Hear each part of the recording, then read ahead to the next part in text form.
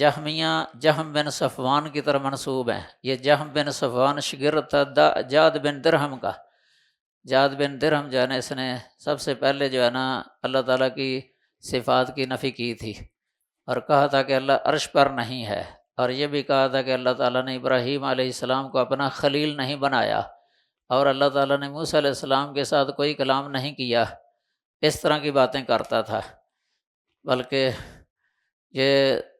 اس نے ایک دفعہ کہہ دیا تھا لَوَدِدتُّ أَنْ أَحُكَّ مِنَ الْمُصْحَفِ قَوْلَهُ تَعَالَى، کہ میرا دل چاہتا ہے کہ میں قرآن سے اللہ تعالیٰ کا یہ فرمان جو اپنے ناخن کے ساتھ جو ہے نا کھرچ دوں، جس میں یہ آیا ہے، یہ اللہ تعالیٰ کی صفات کا ذکر ہے، عرش پر ہونے کا، موسیٰ علیہ السلام کے ساتھ کلام کرنے کا۔ وَكَلَّمَ اللَّهُ مُوسَىٰ تَكْلِيمًا کو وہ پڑھتا تھا کلم اللہ موسیٰ تکلیما،